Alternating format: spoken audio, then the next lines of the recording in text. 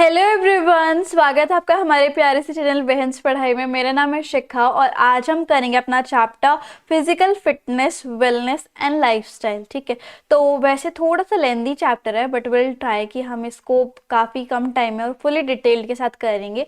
और इसमें थोड़े से मैंने टॉपिक्स आगे पीछे कर दिए हैं बट कंप्लीट सारे टॉपिक्स हुए हैं। Okay, so you don't mind with that. Okay, तो अब हम स्टार्ट करेंगे सबसे पहले कि भाई फिजिकल फिटनेस। अच्छा, इसमें नाम देखो, फिजिकल फिटनेस, वेलनेस और ये जो लाइफस्टाइल है ना, इस लाइफस्टाइल का ज़्यादा जिक्र नहीं हुआ है। इसको आप हेल्थ के साथ डिनोट करेंगे। ठीक है, तो lifestyle is basically about the health. तो हम फिजिकल फिटनेस का मीनिंग देखेंगे, वेलनेस का देखेंगे और हेल्थ का देखेंगे। ओके, अच्छा ये हम देखेंगे। तो आप टेंशन ना लेना कि चैप्टर में तो लाइफस्टाइल नेम है लेकिन लाइफस्टाइल के बारे में तो कुछ करा ही नहीं। So I am according with the syllabus. Okay, अच्छा कोई भी डाउट है तो आप मुझे इंस्टाग्राम पे मैसेज कर, इंस्टाग्राम पे फॉलो करके डीएम कर सकते हो। और ये नोट्स चाहिए तो आपको टेलीग्राम पर मिल जाएंगे। लिंक जो है दोनों का आपको डिस्क्रिप्शन बॉक्स में मिल जाएगा, है ना। तो अब हम स्टार्ट करते हैं भाई, फिजिकल फिटनेस क्या होता है। तो कोई भी बता देगा। कोई ऐसा इंसान जो कि अपना जो नॉर्मल रूटीन वर्क हो रहा है वो बहुत अच्छे से कर रहा है, जॉय के साथ, प्लेजर के साथ, और उसके पास इतनी एनर्जी है कि वो थोड़ा काम करने के बाद भी और ज्यादा काम कर सके, और अगर वो थक भी जाता है तो उसकी रिकवरी फटाफट से हो जाए, वो होता है फिजिकली फिट इंसान, है ना। एक इंसान जो हमेशा एनर्जेटिक, एंथुजियास्ट, चीयरफुल रहता है कोई भी काम करने में, वो फिजिकली फिट कहलाता है। और हर एक लेवल का हर एक इंसान का फिजिकल फिटनेस का लेवल अलग होता है। और ये भी डिपेंड करता है कि आप कौन सा काम कर रहे हो, उसका शेप, साइज, स्ट्रक्चर कैसा है, उसके ऊपर भी डिपेंड करता है। हर एक गेम के लिए अलग अलग फिटनेस लेवल चाहिए होता है, मतलब एक्टिविटी के ऊपर डिपेंड करता है ना। एक फिजिकली फिट इंसान जो है अपना रेगुलर रूटीन वर्क बिना किसी थकावट के कर सकता है और प्लेफुल एक्टिविटीज में पार्टिसिपेट भी कर सकता है, और कोई इमरजेंसी आ जाए तब वो भी काम वो कर सकता है। अब हम बात करेंगे कि वेलनेस का क्या मतलब होता है। वेलनेस मतलब कि हमारी हेल्थ अच्छी है, हमारा माइंड का बैलेंस अच्छा है, बॉडी अच्छी चल रही है, स्पिरिट भी हमारी काफ़ी अच्छी है, तो हम वेल बींग है। इसका क्या मतलब होता है कि हम अपनी लाइफ को बहुत अच्छे से जी रहे हैं और हम सर्व भी बहुत अच्छे से, बेस्ट तरीके से कर रहे हैं, हमारी हेल्दी और हैप्पी लाइफ है। तो जेम्स रैंडी बोलते हैं कि वेलनेस जो है वो एक हेल्थ रिलेटेड प्रैक्टिस है, कि हमारी जो बैलेंस है फिजिकल में, साइकोलॉजिकल में, इंटेलेक्चुअल में, इंटेलेक्चुअल मतलब कि रीजनिंग, लॉजिकल वगैरह, और social, emotional, spiritual aspect of the life जो है उसमें काफी अच्छा बैलेंस बन के रखा हुआ है, तो वो होती है वेलनेस। ठीक है, तो ये एक वेलनेस इज बेसिकली इंडिविजुअल की एक मैक्सिमम कैपेसिटी, जिसकी वजह से हमें एक बहुत अच्छी बैलेंस लाइफ, जैसे बैलेंस डाइट होती है ना जिसके अंदर सारे विटामिन, मिनरल, कार्बोफैट्स, प्रोटीन्स आ जाते हैं, वैसे ही हमारी लाइफ भी बहुत बैलेंस तरीके से है, जिसके अंदर की गुड हेल्थ, अच्छी फिजिकल लाइफ, मेंटल एबिलिटी काफ़ी अच्छी है, सोशल लाइफ में हम एडजस्ट कर रहे हैं बिना किसी स्ट्रेस के। Wellness makes a person as an active member of society. तो वेलनेस जो है वो एक इंसान को कैसा बनाती है, एक सोसाइटी का एक्टिव मेंबर और एक गुड सिटीजन। अब हमें लाइफस्टाइल के बारे में नहीं पढ़ना है, हमें क्या करना है, सीधा हेल्थ पढ़ना है। अब ठीक है, तो हेल्थ जो है वो मैंने नीचे लिख रखा है, so will come to words that. Okay, यहाँ से अब हम देखते हैं हेल्थ क्या होता है। तो इसमें मैं थोड़ा सा बड़ा कर देती हूँ। हेल्थ क्या होता है, ये हमारे कंप्लीट एक डेफिनेशन दी है वर्ल्ड हेल्थ ऑर्गेनाइजेशन ने, कि हेल्थ जो है वो एक कंप्लीट स्टेट है, physical, mental, social wellbeing of individual, not merely absence of disease. Health मतलब ये नहीं होता कि हमारे अंदर कोई बीमारी नहीं है ना। अगर हमारे अंदर बीमारी नहीं है तो हम हेल्दी है। हेल्थ जो है फिजिकली भी, मेंटली, फिजिकली, मेंटली और सोशल वेलबींग तीनों अगर अच्छे तो हम हेल्दी हैं, है ना। तो एक हेल्दी लाइफस्टाइल कैसा होता है, जिसमें हमारी हेल्थ काफ़ी अच्छी है और हमारी वेल बींग भी है, मतलब हेल्थ एंड वेलनेस दोनों आपस में मिले हुए हैं। हेल्दी लाइफस्टाइल में हमारे एटीट्यूड, हैबिट, बिहेवियर और ट्रेडिशन जो कि हमारे हेल्थ से रिलेटेड होता है वो सब के सब आते हैं। ठीक है, गुड हेल्थ से ही एक इंडिविजुअल की पर्सनैलिटी जो है वो निखरती है। अगर हमारा लाइफस्टाइल अच्छा होगा तो हमारी हेल्थ भी अच्छी होगी। जैसे अगर हम अच्छे से फिजिकल एक्टिविटी करेंगे, अच्छा खाना खाएंगे, जो तला हुआ जंक फूड है उसको अवॉइड करेंगे, अच्छा मतलब काफ़ी ज़्यादा हद में पानी पिएंगे, और पर्सनल हाइजीन को मेंटेन करेंगे, अच्छा पोस्चर रखेंगे, अच्छे से स्लीप लेंगे, रेस्ट लेंगे, स्ट्रेस को मैनेज करेंगे, टेंशन को भी हम खुद को रिक्रिएट करेंगे किसी भी चीज में, हैप्पी रहेंगे, कोई भी इंटॉक्सिकेंट्स नहीं है, पॉल्यूशन से अवॉइड करेंगे, मेडिकल केयर अच्छे से रखेंगे, तो तब एक हेल्दी इंसान कहलाया जाता है। ठीक है। अब एक लेजी लाइफस्टाइल कैसा होता है ह्यूमन का, जैसे अगर कोई लेजी है काफी ज्यादा इंसान, तो उससे काफी सारी दिक्कतें हो सकती है health related, like cardiac disorder, diabetes, cancer, asthma, obesity और भी बहुत सारी क्रॉनिक प्रॉब्लम्स। और हमारा जैसे आजकल का इन्वायरमेंट बहुत पॉल्यूटेड होता है, तो हमारी ह्यूमन जो लाइफ हो वो काफी ज्यादा स्ट्रेसफुल होने लग गई है, लोगों की पुअर डाइट और अनहाइजीनिक हैबिट्स होने लग गई हैं, और हमारे ह्यूमंस में काफी ज्यादा हेल्थ प्रॉब्लम्स भी आने लग गई हैं। तो इट्स बेटर कि हम जो है जितना ज्यादा फिटनेस को, हेल्थ मतलब हेल्दी लाइफस्टाइल को प्रमोट करेंगे, उतना ज्यादा हमारी जो है प्रोग्रेस और प्रोस्पेरिटी होगी। ठीक है। तो हेल्थ का मतलब हमें समझ में आ गया, वेलनेस का भी मतलब हमें समझ में आ गया, और फिजिकल फिटनेस का भी मतलब हमें समझ में आ गया। अब हमारा नेक्स्ट टॉपिक क्या है कि भाई ये जो फिजिकल फिटनेस है और वेलनेस है, ये क्या, इसकी क्या इंपॉर्टेंस है, ये हमें देखनी है ना। इसकी इंपॉर्टेंस क्या है कि हम अच्छे से काम कर पाएंगे, हमारी ग्रोथ एंड डेवलपमेंट होगी, हमारी एफिशिएंसी इंप्रूव होगी, हमारा काफ़ी ज़्यादा टाइम अच्छे से यूटिलाइज होगा, हमारे इन्वायरमेंट अच्छा होगा, हेल्थ रिलेटेड जो डेंजर्स है, प्रॉब्लम है, वो अच्छे से मतलब प्रिवेंटेड रहेंगे, हम उससे बच पाएंगे, हमारी बॉडी की काफ़ी अच्छी फिजिकल फंक्शनिंग होगी, हमारा पोस्चर अच्छा होगा, फिजिकल एबिलिटी में इंप्रूवमेंट आएगी। मतलब इसमें जो जो भी आपके मन में आ जाए वो आप लिख सकते हो, है ना। हमारी प्री मेच्योर एजिंग होने से बच जाएगी, इमरजेंसी में अगर हमें कुछ काम करना पड़ जाए तो हम कर सकते हैं, हमारा स्ट्रेस डिक्रीज करेगा। तो अब हमें जो हेल्थ है, फिजिकल फिटनेस है, वेलनेस है, इसके हमें कंपोनेंट्स पढ़ने हैं। तो फिजिकल फिटनेस के जो कंपोनेंट्स है वो थोड़े से ज्यादा है, अब हम वो पढ़ेंगे। Okay. Now the first component of physical fitness is strength. Strength क्या होता है कि हमारे मसल्स जो है वो काफ़ी अच्छा फोर्स लगा रहे हैं ताकि हम किसी भी वर्क को कर सकें, है ना। हम कोई भी रुकावट आए तो उसको हम ओवरकम कर सकें। ठीक है। तो डिफरेंट स्पोर्ट में अलग अलग लेवल की स्ट्रेंथ चाहिए होती है, और वो स्ट्रेंथ जो है ट्रेनिंग के साथ साथ इम्प्रूव हो जाती है ना। स्ट्रेंथ जो है पाउंड्स में या फिर डाइंस में हम मेजर कर सकते हैं। ठीक है। तो ये एक टाइप का मसल्स का फोर्स होता है जो कि कोई भी काम करा सकता है, दैट इज स्ट्रेंथ।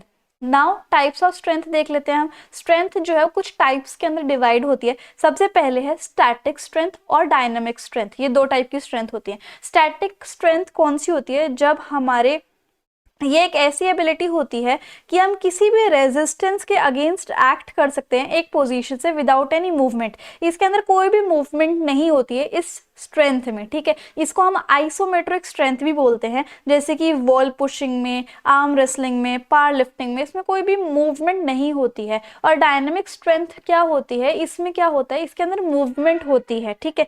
इस ट्रेनिंग के अंदर मूवमेंट होती है, और इसको हम आइसोटोनिक स्ट्रेंथ भी बोलते हैं। इसका ये जो दूसरा दूसरा नाम है ना, इसको अच्छे से याद कर लेना। अब डायनामिक स्ट्रेंथ भी तीन उसमें डिवाइडेड है। सबसे पहली है मैक्सिमम स्ट्रेंथ, कि हम सबसे ज्यादा मैक्सिमम स्ट्रेंथ लगा रहे हैं, मैक्सिमम मूवमेंट कर रहे हैं, जैसे वेट लिफ्टिंग में, थ्रोइंग में, रेसलिंग में। एक्सप्लोसिव स्ट्रेंथ, इसमें क्या होता है, हम हाई स्पीड के साथ कोई भी मूवमेंट कर रहे हैं फटाफट से ताकि काम हो जाए। ठीक है। इसके अंदर जंपिंग एक्टिविटीज वगैरह आती है, और इस टाइप की हम स्ट्रेंथ को किससे मेजर करते हैं, डायनेमोमीटर से। और तीसरी होती है हमारी स्ट्रेंथ एंड्योरेंस। ये क्या होता है स्ट्रेंथ एंड्योरेंस, इसमें क्या होता है कि हम लंबे टाइम तक अपनी थकान को रोक सकते हैं, है ना। इसके अंदर रेसेस, जैसे भागते भागते भी हम थक जाते हैं लेकिन हम रोक लेते हैं, स्विमिंग, साइकिलिंग, माउंटेनियरिंग, ये होती है स्ट्रेंथ एंड्योरेंस। ठीक है। तो सबसे पहले आपको समझ में आ गया कि हमें स्ट्रेंथ पढ़ना था, जो कि हमारा कॉम्पोनेंट ऑफ फिजिकल फिटनेस का वन था, फर्स्ट कॉम्पोनेंट। सेकेंड कंपोनेंट है हमारे इंड्योरेंस। इंड्योरेंस क्या होता है कि हम जो है एक एक्टिविटी को कंटिन्यू कर रहे हैं, मतलब कि एक टाइम, एक मतलब कि दूसरे वर्ड्स में ये मतलब कि दूसरे वर्ड्स में एक ऐसी एबिलिटी होती है कि हम लंबे टाइम तक अपने थकावट को, अपनी लाइक फिटी को, टायर्डनेस को काफी लंबे टाइम तक रोक सकते हैं, रोक के रख सकते हैं। सो एंड्योरेंस क्या होता है, ये ज्यादातर हर एक स्पोर्ट में चाहिए होता है ना। और ये जैसे कभी लॉन्ग रेस हो गई, मिडिल रेस हो गई, फुटबॉल हो गया, हॉकी हो गया, बास्केटबॉल हो गया, हैंडबॉल हो गया, इसमें एंड्योरेंस आपका चाहिए ही चाहिए। अब टाइप्स ऑफ एंड्योरेंस देखो, ये वैसे तो हर एक टाइप की रेस में, स्विमिंग, साइकिलिंग एंड माउंटेनियरिंग में चाहिए। तो सबसे पहला है स्पीड एंड्योरेंस। इसमें क्या होता है, आपकी जो एक्टिविटी होती है वो बहुत हाई स्पीड, हाई इंटेंसिटी के साथ की जाती है, और एंड्योरेंस जो है वो शॉर्ट ड्यूरेशन का होता है, मतलब 30 से 60 सेकंड के लिए अगर आपको अपनी थकान रोकनी हो और हाई स्पीड में कोई भी काम करना हो तो होती है स्पीड एंड्योरेंस, है ना। इस टाइप ये कब चाहिए होता है, जब आपकी कोई रेस हो, मीडियम वाली, swimming, basketball, tennis, badminton etcetera. एक होता है स्ट्रेंथ एंड्योरेंस। इसमें क्या होता है, एक्टिविटी जो है वो लंबे टाइम के लिए की जाती है पावरफुली और फोर्सफुली। मतलब 2-3 मिनट के लिए आपको अपना सब कुछ रोकना होगा, लाइक थकावट जो भी है कैसे ना कैसे करके रोकनी होगी, आपको अपना बेस्ट देना होगा। और इसमें ऑक्सीजन की भी कमी हो जाती है, ठीक है। बेसिकली स्ट्रेंथ इंड्योरेंस तब होता है जब हमारे जब भी परफॉर्म होता है जब हमारी ऑक्सीजन की कमी हो जाती है, रेसलिंग, बॉक्सिंग, जूडो वगैरह में चाहिए होता है। लॉन्ग टर्म इंड्योरेंस में क्या होता है, जब एक्टिविटी जो है वो बहुत लंबे टाइम के लिए हो और आपकी स्पीड स्लो हो, ये आपको फैटीग में डिले कराता है, मतलब टायर्डनेस में डिले करवाता है। ये long distance running, cycling, cycling पूरी कंट्री में, मैराथन, फुटबॉल, इसमें ये काम आती है। अब तीसरा कंपोनेंट हमारा स्पीड है ना। स्पीड एक ऐसी एबिलिटी होती है, एक ऐसी कैपेबिलिटी होती है जिसमें हम कोई भी काम अपना फास्ट रेट पे कर सकते हैं, मिनिमम टाइम में कर सकते हैं, है ना। स्पीड जो है हेरिडिटी के ऊपर डिपेंड करती है, लेकिन हम जो है अगर प्रॉपर ट्रेनिंग करके भी टाइप है। सबसे पहला रिएक्शन टाइम है। रिएक्शन टाइम में क्या होता है कि जैसे ही कोई स्टिमुलस आया, मतलब बाहर के एनवायरनमेंट में कोई भी चेंजेस आए, तो हमारी बॉडी फटाफट से रिस्पॉन्ड करती है उस स्टिमुलस को देखकर। यानी कि ये फर्स्ट रिएक्शन होता है जो कि हमारी बॉडी में आता है और तब हम फटाक से एक्शन करते हैं। अगला है एक्सेलरेशन एबिलिटी। ये ऐसा टाइम होता है जो कि हमारी बॉडी लेती है ताकि हम फटाफट से मैक्सिमम स्पीड पे पहुंच जाए। पहले हम धीरे धीरे भागेंगे, फिर और तेज, फिर और तेज, तो मैक्सिमम स्पीड पे पहुंच जाए। स्पीड ऑफ मूवमेंट, ये टोटल टाइम होता है जो हमारी बॉडी लेती है ताकि हम एक कंप्लीट एक्शन को परफॉर्म कर सकें। लोकोमोटर एबिलिटी, ये एक ऐसी एबिलिटी होती है जिसमें हम अपनी जो स्पीड है वो मैक्सिमम मेंटेन करके रखते हैं लंबे टाइम के लिए। अगला है स्पीड इंड्योरेंस, इसमें भी ये भी टाइप है। इसमें क्या होता है, हम जो है कोई भी मूवमेंट कर सकते हैं हाई स्पीड के साथ, लेकिन हमें थकावट भी हो रही है तब भी हम हाई स्पीड में अपना काम कर रहे हैं। नेक्स्ट कंपोनेंट है फ्लेक्सिबिलिटी। फ्लेक्सिबिलिटी मतलब कि हमारे जॉइंट काफी अच्छे से मुड़ तुड़ रहे हैं, इस वजह से हम काफी अच्छी मूवमेंट कर पा रहे हैं। इससे हमारी मसल की लेंथ, जो हमारे लिगामेंट्स होते हैं, टेंडन्स होते हैं, उसको भी काफी ज्यादा असर पड़ता है। गुड फ्लेक्सिबिलिटी अगर हमारी अच्छी है, मतलब काफी अच्छी फ्लेक्सिबल है हमारी बॉडी, तो हमें लाइक कोई भी चोट लगने की मतलब शिकायत नहीं होगी, कोई चोट नहीं लगेगी हमें, हमारा पोस्चर भी इंप्रूव होगा, हमारे जॉइंट हेल्दी रहेंगे, हमारा बैलेंस काफी अच्छा रहेगा। अब फ्लेक्सिबिलिटी के भी टाइप से थोड़ा याद तो करना ही पड़ेगा, है ना। फ्लेक्सिबिलिटी के टाइप देखो, पैसिव फ्लेक्सिबिलिटी यानी कि हम अपने जॉइंट को काफी अच्छे रेंज से मूव कर सकते हैं। और एक्टिव फ्लेक्सिबिलिटी क्या होता है, जिसमें हम बिना किसी बाहर के एक्सटर्नल हेल्प से हम काफी अच्छी फ्लेक्सिबिलिटी को परफॉर्म कर सकते हैं, एक्सरसाइज को। लेकिन पैसिव में हमें कोई एक्सटर्नल हेल्प चाहिए होती है, तब जाके हम अपने जॉइंट्स को मूव कर पाते हैं। एक्टिव फ्लेक्सिबिलिटी भी अब दो पार्ट्स ही होती है, एक स्टैटिक और एक डायनेमिक। स्टैटिक क्या होता है, जब हम कोई स्टैटिक पोजिशन में होते हैं, स्टेशनरी, मतलब स्टेशनरी इन द सेंस कि एकदम ही स्टॉप वाला, है ना, तब हम कोई अपनी फ्लेक्सिबिलिटी परफॉर्म कर रहे हैं, जैसे कि चक्रासन, टो टचिंग। और डायनामिक फ्लेक्सिबिलिटी क्या होती है, जब हम कोई मोशन में होते हैं और तब हमारी जो बॉडी है तब फ्लेक्सिबल हो रही है, जैसे जिम्नास्टिक और डाइविंग करते टाइम, है ना। Coordinative ability is the fifth component of physical fitness. ये एक ऐसी एबिलिटी होती है जिसमें हम मूवमेंट कर सकते हैं परफेक्शन के साथ और एफिशिएंसी के साथ, मतलब काफी अच्छे से मूवमेंट कर लेते हैं हम, और हमारे अच्छे से स्मूथली और एक्यूरेटली हमारी मूवमेंट हो रही है। कोऑर्डिनेशन जो है, proper strength, speed, endurance, flexibility. अगर स्पीड हमारी, स्ट्रेंथ हमारी, एंड्योरेंस और फ्लेक्सिबिलिटी अगर हमारा अच्छा कॉम्बिनेशन हो जाए तो हम काफी अच्छे से मूवमेंट कर पाते हैं। अब हमारे फिजिकल फिटनेस के कंपोनेंट्स हो गए सारे के सारे।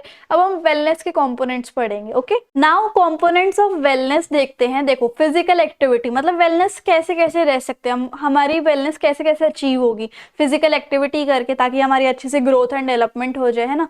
और बैलेंस इमोशनल लाइफ, मतलब आज के टाइम में इमोशनली वेल रहना बहुत इंपॉर्टेंट है, तो इमोशनल लाइफ हमारी बैलेंस और कंट्रोल हो। इंटेलेक्चुअल एटीट्यूड, इंटेलेक्चुअल एटीट्यूड में हमारा क्या आ जाता है, हमारा बिहेवियर, इंटेलिजेंस, अलर्टनेस, ये सब चीजें आ जाती हैं। एक्टिव सोशल लाइफ, हम अपने सोसाइटी में बहुत अच्छे से एडजस्ट करें और सोशल लाइफ को इम्प्रूव करके रखें, एक्टिव करके रखें, सबके साथ घुल मिल के रहे।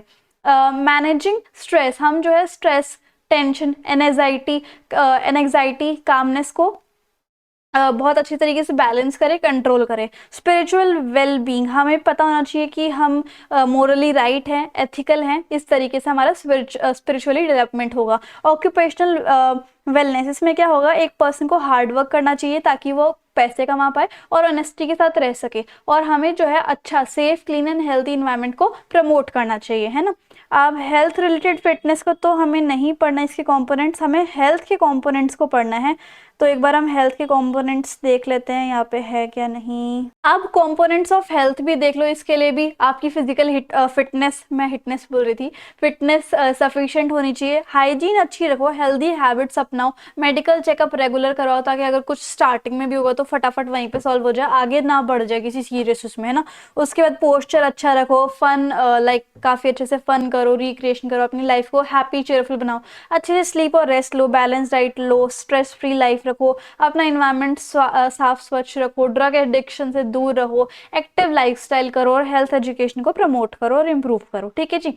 तो ये आपके हेल्थ से रिलेटेड वो हो गए कंपोनेंट्स। अब हेल्थ की इंपॉर्टेंस, ये हेल्थ का एक और टॉपिक रह गया था, वो और देख लो। हमारे लिए हेल्थ की इंपॉर्टेंस क्यों है? क्योंकि एक हेल्दी पर्सन जो है खुद के लिए भी अच्छा कर पाएगा, नेशन के लिए भी, अपनी कम्युनिटी के लिए भी। और एक अनहेल्दी पर्सन जो है वो वीक रहेगा, मीगर रहेगा, कुछ भी अच्छे से नहीं कर पाएगा अपनी ड्यूटीज एंड रिस्पॉन्सिबिलिटी को। और एक इंसान की अगर अच्छी हेल्थ होगी तो उसका ट्रीटमेंट की जो कॉस्ट होंगी वो उससे बच जाएगा, उसे हॉस्पिटल नहीं जाना पड़ेगा, वो डिसीज से दूर रह पाएगा और अपना मनी जो है अच्छे से सेव कर पाएगा, है ना। और फिजिकली हेल्दी पीपल जो है वो बहुत कंफर्टेबल और हैप्पी फील करते हैं, इंजॉय करते हैं अपनी लाइफ को। और एक अगर इंसान को मेंटल इलनेस रहती है तो वो हमेशा ही अनहैप्पी, डल सा रहता है और उसकी रिलेशनशिप भी दूसरे इंसानों के साथ अच्छी नहीं रहती है। ठीक है, तो ये हमारा हेल्थ से रिलेटेड हो गया। अब उसके बाद हमें पढ़ना था, एक दो टॉपिक और रह गए इसके अंदर हमारे, जो कि हम कर लेते हैं। ये हमें नहीं पढ़ना था हेल्थ रिलेटेड फिटनेस के। ओके, अब ट्रेडिशनल स्पोर्ट्स के बारे में हमें पढ़ना है, रीजनल गेम्स। तो इंडिया के अलग अलग जगह पे बहुत पहले से ही काफ़ी सारे गेम्स खेलते मतलब आ रहे हैं लोग, जैसे कि हम कबड्डी देख सकते हैं, कबड्डी के बारे में आप लिख सकते हो, आपने खेला ही होगा। खो खो आपने खेला है। और एक मालाकम, जो कि एक न्यू गेम मुझे पढ़ने को मिला। ये एक नया मतलब सॉरी ये एक यूनिक अलग सा ट्रेडिशनल इंडियन स्पोर्ट है, जिसके अंदर जिम्नास्ट और योगा मिक्स है ना, कॉम्बिनेशन है। इसके अंदर काफी सारे एरोबेटिक पोज और पोस्चर होते हैं, जैसे कि एक वुडन पोल पे या फिर एक हैंगिंग रोप पे चलना, जैसे कि आपने देखा होगा गाँव में सब होता है। और प्रैक्टिसिंग मलकम नॉट ओनली इससे फ्लेक्सिबिलिटी नहीं, साथ ही साथ बैलेंस, स्ट्रेंथ, ये सब भी काफ़ी अच्छे से इम्प्रूव होता है। गिल्ली डंडा भी, और इंडिजिनस रेसलिंग हो गई, पिट्ठू हो गए, ये सारे ट्रेडिशनल गेम्स के बारे में आप लिख सकते हो, जिसमें इतना पढ़ने की जरूरत नहीं है। और leadership through physical activity and sports. अब क्या होता है लीडरशिप की क्वालिटी, लीडरशिप क्या होता है कि हमारे पूरे ग्रुप का एक लीडर है, लीडर जो कहेगा वही लोग जो वही उसके टीम मेंबर मानेंगे। लीडर जो है थोड़ा एक्सपीरियंस रहता है, उसकी वजह से अच्छा पार्टिसिपेशन होता है, कोऑर्डिनेशन आता है टीम के अंदर, कोलैबोरेशन आता है, और सब कुछ अच्छे से मतलब उसके अंदर काफ़ी सारी लाइफ स्किल्स और क्वालिटीज़ होती हैं। तो फिजिकल एक्टिविटी करने से और स्पोर्ट्स करने से या पार्टिसिपेट करने से लीडरशिप की क्वालिटीज़ कैसे डेवलप हो सकती हैं?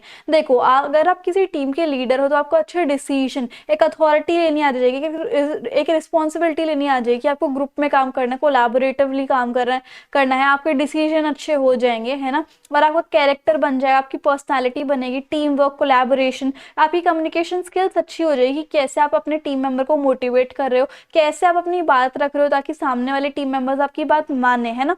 और आप प्रेशर के अंदर फटाफट से डिसीजन ले रहे हो कि इस हैसल भरी सिचुएशन में आपको कैसे कैसे डिसीजन लेना है। आप एक गोल सेट करते हो, एक विजन सेट करते हो, आपकी इमोशनल इंटेलिजेंस जो है वो बैलेंस तरीके से रहती है।